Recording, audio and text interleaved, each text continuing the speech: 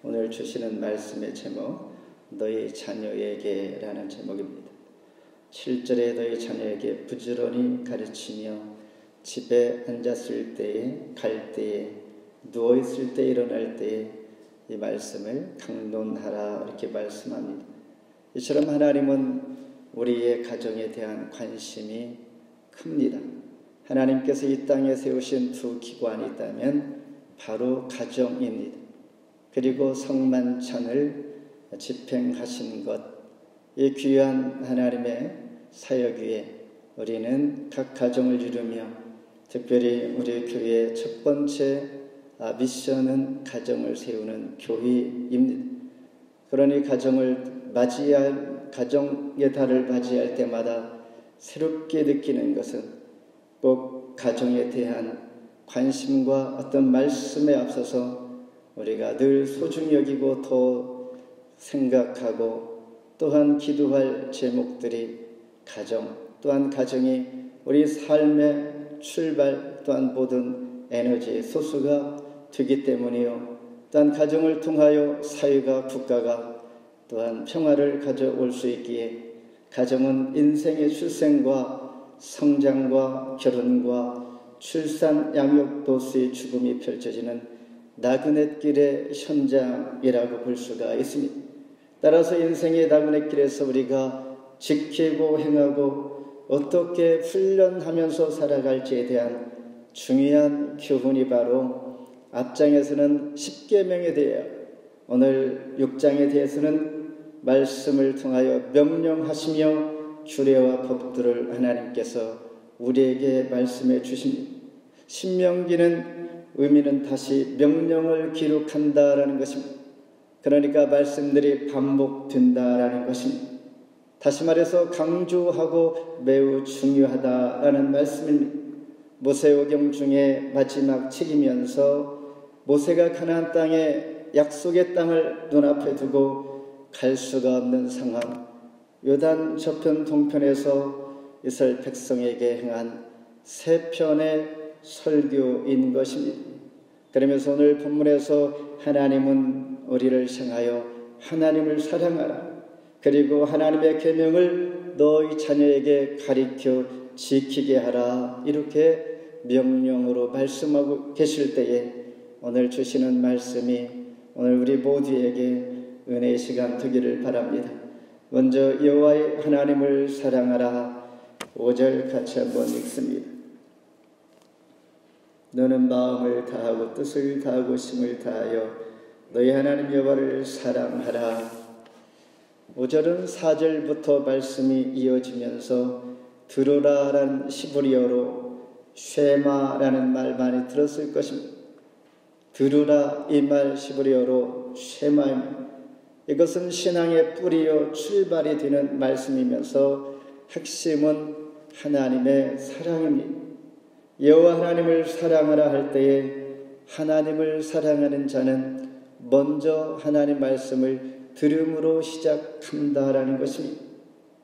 여호와를 사랑한다는 것, 우리를 향한 하나님의 명령일 뿐만 아니라 첫 번째 계명입니다. 그래서 5장 앞에 5장 7절에서 나 위에는 다른 신을 너희에게 두지 말지니라. 하나님을 사랑하는 자는 하나님만 두는 것이죠. 이렇게 10계명은 하나님을 사랑하라 시작이 되는 것이 바로 첫 번째 계명이고 예수님께서도 말씀하십니다. 마태복음 22장에 가면 한 율법사가 예수님을 시험하기 위해서 나옵니다. 그러면서 선생님이여 율법 중에 어느 계명이 큽니까? 라고 질문할 때에 예수님께서는 말씀하시길 너의 마음을 다하고 목숨을 다하고 뜻을 다하여 너의 하나님을 사랑하라. 이것이 크고 첫째 되는 계명이라. 하나님을 사랑하는 것이 첫 번째 계명입니다. 오늘 우리 모두에게도 사랑의 대상이 많이 있지만은 하나님을 제1로 사랑하는 이 마음을 기준으로 우리가 삼는다면 우리는 하나님의 사랑이 임하여 또한 가족도 부모도 친구도 사랑할 수 있는 진정한 사랑이 하나님께로부터 나온다라는 것입니다. 사랑하되 마음과 성품을 다하여 하라. 마음은 생명의 근원이 되는 것이요 성령에 의하여 말씀이 기록되는 것이 바로 우리의 마음입니다. 그러니까 성령에 의해서 말씀이 기록되는 이 부분에서 시작이 되는 것이 하나님을 사랑하는 것이요.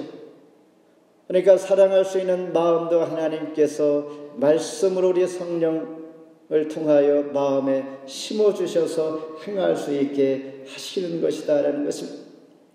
마음과 성품을 다하여 사랑한다는 것은 마치 이와 같습니다. 남편이 아내를 80%만 사랑하고 20%는 다른 이를 사랑한다면 이것은 진정한 하나님을 사랑하는 그 기초 마음을 다하여 사랑하는 것이 아니다라는 것입니다. 왜냐하면 이 20%는 서서히 금이 가고 또한 멀어지게 하고 급기야 가정이 무너질 수가 있는, 그러므로 하나님은 온전히 마음에서 나오는 성품을 다하여 사랑하되 하나님을 이렇게 사랑할 때에 그 사랑을 배워서 우리는 가정을 사랑하고 또한 진정한 사랑의 대상을 사모하고 사랑할 수 있다라는 것입니다. 모세는 이스라엘 백성들에게 이 말씀을 할 때에 그들의 마음을 너무나 잘 알기에 당부하고 또 명령하고 있다라는 것입니다.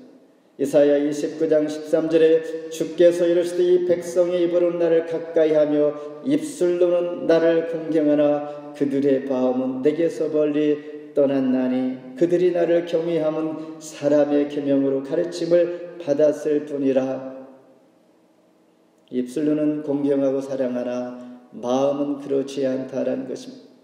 진정한 사랑은 마음에서 나오는 것임을 모세가 다시 한번 우리 인간의 모습을 그리고 출애굽한 이스라엘 백성들의 이 세대들에게 당부하는, 그 가장 먼저 당부하는 하나님을 공경하는 사랑하는 법을 말씀해 주고 있는 것입니다. 그러기에 학생이 공부하고 직장인이 일을 하는 것보다 더 가치를 두어야 할 것은 바로 하나님을 사랑하는 것입니다. 공부를 스탑하고 일을 스탑하라는 이야기가 아닙니다. 가장 이 중에서 가치를 두고 소중히 여기고 중요하게 여길 것은 하나님의 사랑인 것을 늘 마음에 품는 것입니다. 그렇다면 하나님을 사랑하는 그 구체적인 말씀은 디모데전서 2장 5절에 한 분이신 하나님과 사람 사이의 중보자이신 한 분 곧 사람이신 그리스도의 예수라 말씀하고 있습니다.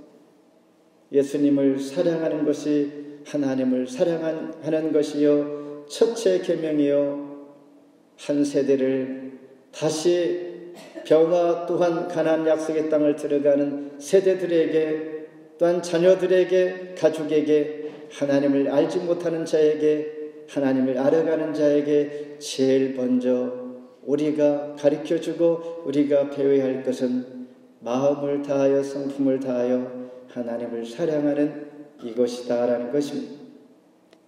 두 번째는 마음에 이 말씀을 새기라. 6절 같이 읽습니다. 오늘 내가 네게 명하는 이 말씀을 너는 마음에 새기고.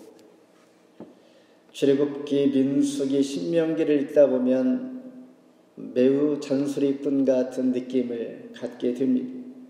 왜냐하면 수도 없이 말씀이 반복되기 때문입니다. 한 번만 하면 되겠는데 여러 번 반복하고 앞서 얘기한 것처럼 신명기는 다시 명령한다라는 의미를 가지고 있는 것만 보더라도 얼마나 많이 반복되는지 중요하다는 것입니다. 잊어서는 되지 않는다라는 것입니다. 이것이 우리의 살 길이고 행복이다라는 것입니다. 이스라엘 백성들이 풍요하고 그리고 그들이 소망하는 약속의 땅을 들어가면 그것이 다가 아니라 그것보다 더 중요한 것은 하나님의 축복된 이 메시지를 마음에 품고 가야만 진정한 행복을 느끼고 누릴 수가 있다라는 것입니다. 그래서 마음에 이것을 새겨야 하는데, 새긴다는 말은 하나님 말씀을 가리키고 지키고 순종하는 것, 듣는 것으로 끝나지 아니하고 실천할 수 있는 이러한 마음의 결단까지 포함되는 것을 의미합니다. 그래서 8절에 손목에 베어 기호를 삼고 9절에 집 문설주와 바깥문에 기록하라. 보는 곳곳마다 기록하여 우리가 마음에 새겨질 수 있도록 이렇게 애써라, 이런 말입니다. 마음에 새기는 것은 영원히 지워지지 않고 그 마음에 박힌 대로 우리가 말을 하고 생각하고 또한 행동하고 인생관이 그렇게 되기 때문입니다. 그래서 고린도후서 3장 3절에 너희는 우리로 말미암아 나타난 그리스도의 편지니 이는 먹으로 쓴 것이 아니고 오직 살아계신 하나님의 영으로 쓴 것이며 돌판에 쓴 것도 아니요 오직 육의 마음판에 쓴 것이라. 이미 하나님께서 우리를 부르시고 자녀 삼아 주실 때에 우리 마음판에 새겨졌습니다. 혹시 생각과 말을 맞지 않게 어울리지 않게 할지라도 이미 우리 마음속에 새겨져 있으므로 언젠가는 마음에 새겨진 대로 우리는 살아가게 되는 것입니다. 나의 마음에 말씀이 담겨져 있으면 말씀이 나의 생각을 지배하고 또한 지배된 대로 그 인생이 살아가게 되는 것입니다. 그래서 할 수만 있다면 말씀이 나를 지배할 수 있도록 하나님 말씀을 많이 접해야 합니다. 읽어야 하고 또한 설교를 심써 듣고 말씀을 나의 것으로 삼아 묵상하면서 한 주간을 살아가는 것입니다. 세상의 일을 반복하는 것은 걱정이고 고민이지만은 하나님의 말씀을 다시 되새김질하며 생각하고 우리가 생각하는 것이 바로 묵상인 것인데 매일매일 묵상을 해야 하는 것이죠. 그리야 할 때 좋은 그리스도인이 될 뿐만 아니라 말씀을 잊지 아니하고 우리 마음판에 제대로 새겨지는 것입니다. 하나님은 모세를 통하여 2계명, 10계명을 줄 때에 2 돌판에 새겨서 주셨습니다. 지워지지 않도록 쉽게 지울 수 없도록 중요한 교훈을, 계명을 이렇게 주셨습니다. 회개의 기도와 마음의 감동이 일어날 때 우리는 말씀을 묵상함으로 우리 마음판에 말씀이 새겨집니다. 말씀을 들을 때 감동이 오고 그래 이 말씀 나에게 필요한 것이 내가 붙잡고 살아가야 할 귀한 말씀, 이런 감동이 올 때 그 순간에 우리 마음판에 새겨지는 것입니다. 이것을 말씀이 심령 깊이 새겨진다 이렇게 표현할 수가 있는 것입니다. 하나님께서 자주 말씀하시고 강조하는 것들, 많은 규정들, 우리는 자유를 방해하고 얽매려는 그런 유부가 아니라 하나님의 축복의 방편인 것을 다시 한번 되새기면서 마음에 하나님 말씀이 잘 새겨질 수 있도록 묵상하며 말씀 가까이 하는 한 주간 되기를 바랍니다. 세 번째는 말씀을 부지런히 가르치라. 7번 같이 읽습니다. 너희 자녀에게 부지런히 가르치며 집에 앉았을 때에든지 길을 갈 때에든지 누워있을 때에든지 일어날 때에든지 이 말씀을 강론할 것이며. 아이가 태어나면 5세까지 교육의 근본이 거의 다 이루어진다라는 말이 있습니다. 장래의 90%가 5살까지 좌우한다라는 말입니다. 유치원 아이들에게 하나님의 형상을 그려보라 이렇게 했더니 대부분 아이들이 부모의 얼굴을 그렸다고 합니다. 이것은 하나님의 얼굴을 그들이 보지 않았기에 부모가 그냥 그들에게는 하나님이신 것입니다. 부모는 하나님의 대리자로 우리는 물론 이해하지만 아이들이 가르쳐주지 않았을지라도 그렇게 하고 있는 것입니다. 그러니 부모의 신앙생활과 성경적인 교육이 매우 중요하다는 것을 교훈해 줍니다. 오늘 6장에서 결론 부분이 20절에서 25절인데 모세는 자녀들에게 부지런히 가르쳐야 할 것이다. 그 가르칠 것은 하나님께서 출애굽시켜 주신 그 은혜, 해방시켜 주신 은혜, 약속의 땅을 위하여 출애굽하여 광야와 그리고 하나님께서 베푸신 이적들을 설명하면서 말씀하는 이 부분이 바로 6장의 결론 부분인데, 결국 하나님의 말씀을 가리킨다는 것은 하나님의 역사를 가리켜 주는 것입니다. 하나님께서 우리를 어떻게 부르셨고 여기까지 인도하셨고, 또한 내가 살아가면서 하나님을 만난 체험과 간증들이 무엇인지를 우리가 보고 듣고 경험한 것을 말해주는 이 자체가 부지런히 가르쳐주는 메인이 되는 것입니다. 하나님의 말씀을 가르쳐주는 것 당연하지만은 내가 만난 하나님을 말해주는 것이 바로 이것을 부지런히 가르쳐주라 하는 명령의 말씀입니다. 디모데후서 3장 15절에 보면 사도 바울은 디모데에게 너희가 어려서부터 성경을 알았나니 믿음으로 말미암아 구원에 이르는 지혜가 있게 하였느니라. 디모데가 믿음이 좋은 것은 어렸을 적부터 성경을 아는 것이다. 그의 어머니는 유대인이었습니다. 그의 아버지는 헬라인이었었지만은 그 할머니와 너희 어머니를 통하여 말씀을 어렸을 때 배운 이 배움이 바로 너에게 중요한 믿음, 성경을 알아 믿음을 얻게 함. 이 믿음의 역사가 바로 구원에 이르는 지혜가 있는 것인데, 어릴 적에 배운 성경 말씀이 너에게 가장 소중함을 또한 가르쳐 줄 때에 오늘 자녀들에게 말씀을 부지런히 가르쳐야 할 이유가 여기에 있는 것입니다. 왜 하나님 말씀을 부지런히 가르쳐야 할까? 또 다른 하나님의 약속은 이스라엘 백성들이 축복의 땅에 들어가면 인간이기에 인본적인 문화에 쉽게 동화되어서 정체성을 상실할 가능성이 많기 때문입니다. 그래서 이렇게라도 하여 말씀을 기억하게 하기 위하여 손목에 메어 기울을 삼고 미간에 붙이고 문설주와 바깥문에 기록하여 들어갈 때나 나갈 때 일어설 때나 언제나 말씀을 보고 암기하게 하였던 것입니다. 그러니 신앙생활은 단순히 나 자신뿐만 아니라 공동체의 일임을 다시 한번 기억하면서 가정의 달을 맞이할 텐데, 하나님 말씀으로 나뿐만 아니라 가족이 생명의 말씀으로 가까이 나아가들 하나님께서 명령하신 네 자신을 발견하고 내 자신을 지킬 수 있는 생명의 법을 배워가는 일에 가치를 축으로 두는 저와 여러분 되기를 바랍니다. 말씀을 맺습니다.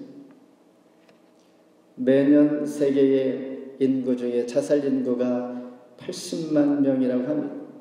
정확한 숫자는 아니겠지만 이렇게 하면 1초당 40초당 한 명이 자살하게 되는데, 이 중에는 물론 다양한 여러 이유가 있겠지만 우리가 부러워할 만한 세 가지 조건, 돈병에 권력이 있는 자들이 많이 포함이 돼 있다는 것입니다. 우리는 살아가면서 밤낮으로 수고하고 이 세 가지 조건 중에 한 가지라도 우리는 얻기 위하여 수고하는데 왜 그런 판단과 결정을 하게 될까라는 것입니다.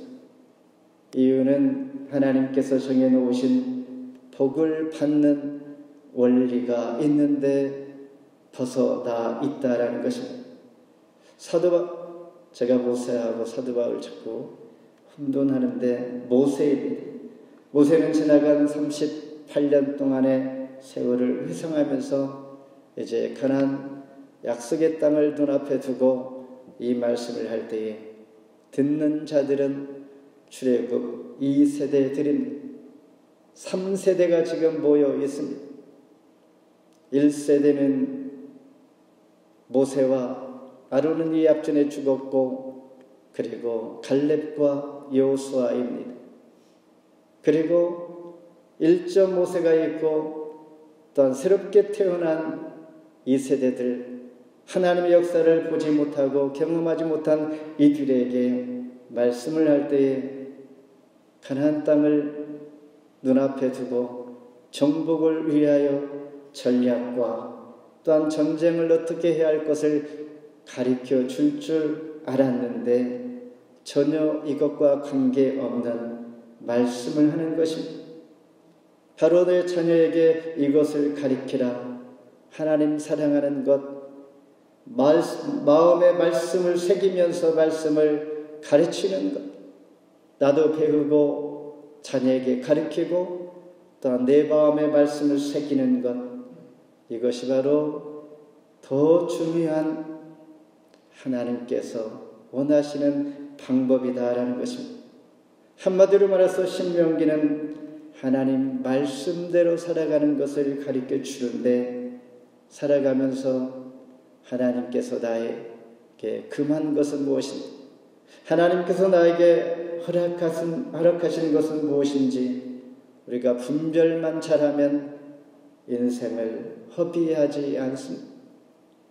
한 번 주어진 인생 하나님 앞에 후회하지 않기 위해서는 하나님께서 나에게 허락한 이 말씀을 귀담아 들어 말씀대로 살아가는 인생이 가장 행복한 인생이요 성공하는 인생이라고 볼 수가 있습니다.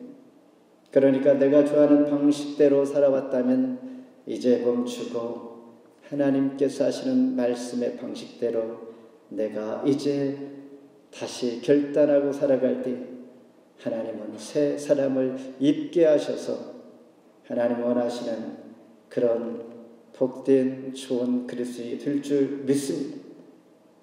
3절에 이스라엘아 듣고 삼가 그것을 행하라.